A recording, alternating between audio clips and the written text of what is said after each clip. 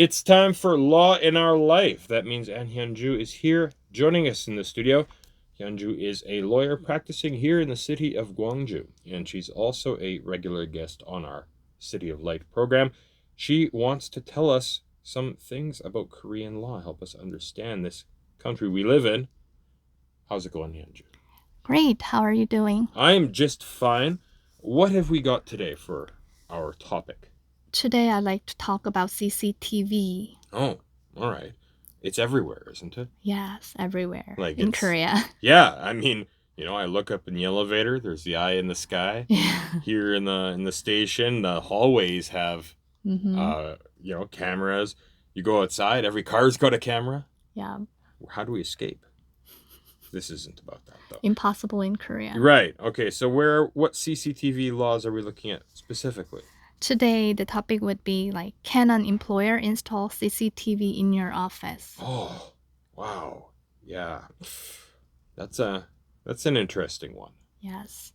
Some of you may have CCTV installed in your workplace or have seen CCTV on the street and may wonder installation of all those CCTVs are legal. Mm-hmm. Today, I'll give you the answers to your questions. Sure.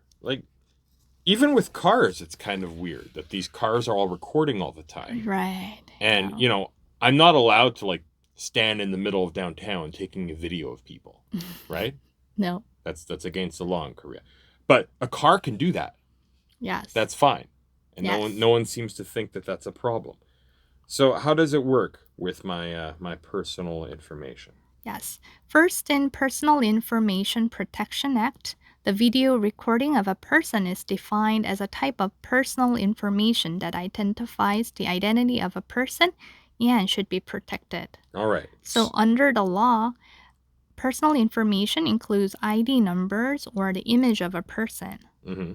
As the CCTV records a person's image and the action and has potential to infringe one's privacy rights, it's specially regulated by the Act. Okay, so CCTV will fall under this Act of Personal Information Protection. Okay, so tell us some situations that we can apply it to. Yep.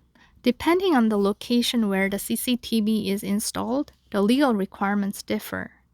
So in the public place, you may have seen many CCTVs that record the traffic violation or film the criminal activities and be submitted as evidence later.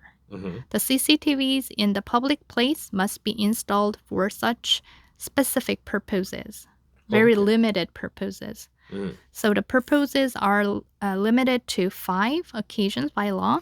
Mm-hmm. First, it can be for the crime prevention or investigation, surveillance, fire prevention, and traffic monitoring or traffic data. All right. So the CCTVs on the car is allowed because they're collecting the traffic data or traffic monitoring. Even if the car is parked? Yeah. Recording all that foot traffic. Mm-hmm. Okay, fair enough. To install CCTV in public are such as street. One does not need any consent or permission of the passers-by. Mm-hmm.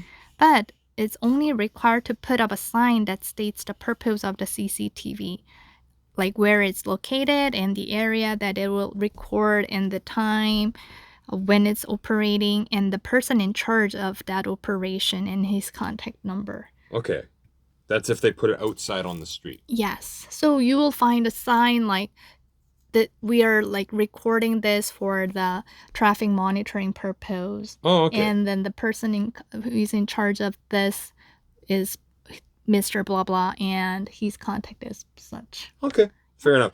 So I guess that's so you can contact them if there's been a crime there and the police need the information or something like that. If police needs the information, they will directly contact him. Okay, all right. Now, what about your home or your workplace, something like that? Yes, to install a CCTV in your workplace or in your house, the requirement becomes stricter. Okay.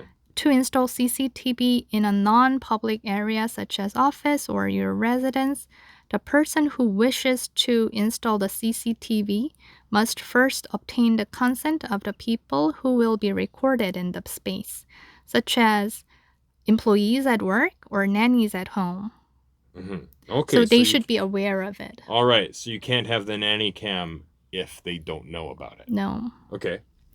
One should also inform the purpose of CCTV recording, which part of the room will be recorded, the storage time of the data, and the right to refuse to consent, and the disadvantages in case one refuses to consent. Oh, okay. Fair enough. Therefore, if the employer wants to install a CCTV in the office to monitor the performance of employees, he should get the consent of all the employees in the area of recording. Also, if the employer records a place beyond the area where he got the consent to record, such recording will be a violation of Personal Information Protection Act. All right. Now I have a question. This is a little bit. What would I say? It's kind of finicky. I'm not sure if you'll know the difference, but what if they're taking a live video, but they're not recording? Oh. So what if I'm working in a classroom and they're watching me teach? That's the same thing. That's it. Counts. Yes, okay. yes. If it falls under this. All right. Anything else about the recording we should know? Even though the recording is permitted, the employer cannot record a sound in the office with that CCTV. Oh, really? No, Okay. with that CCTV. Okay. In case one records not only just the act or the motion, but also the sound, one will be subject to prison time or a fine. Oh, okay. Yes. That's interesting. Because that recording is more like a violation of privacy because they're recording it without their permission or without their knowing that it's being recorded. Okay. All right. That's good to know. So they can't record what I'm talking about. The boss can't hear me talking about bad things. No. Okay. Fair enough. Now let's talk about the work situation some more. Can they use the CCTV to decide to fire me? What if the employer installs CCTV and later fires an employee for his poor performance? Right, yeah. Based on that evidence. Yeah, if they see me gold bricking, what's going to happen? The employer may want to use the CCTV recording to prove the poor performance of an employee. Then we should remember that the employer cannot use the CCTV recording beyond its initial purpose. Oh. So if the employer told the employees that the CCTV is for the security purpose and obtained consent based on such premises, the employer cannot submit the recording as evidence to prove the poor work performance of an employee. Okay. Because it's beyond his consent. Okay. Right. If I consent to you using it for A and then you try and use it for B, I didn't consent to that. So No. you're breaking the law. Yep. Such evidence will be a violation of Personal Information Protection Act.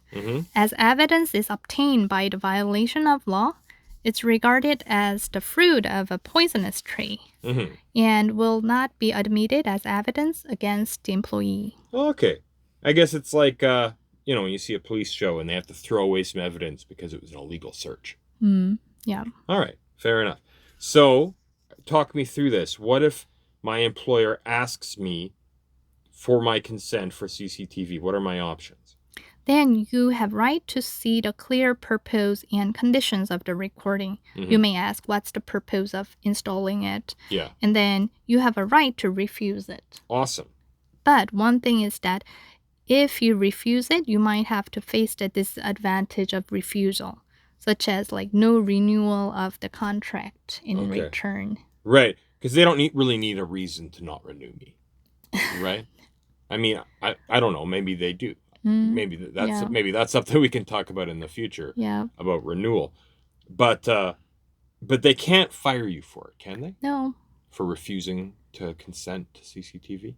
It will be tricky because if the CCTV installation was more like just for like security purposes, if there was a thief recently, so we really need to install it, and then the employee says no, then can be a different thing. But employers just to like really monitor what they're doing, then they might want to refuse it. Okay.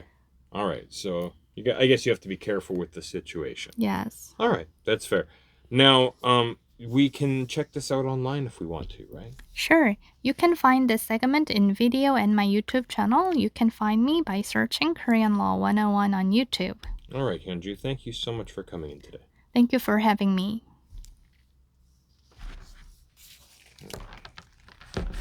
I'd still feel more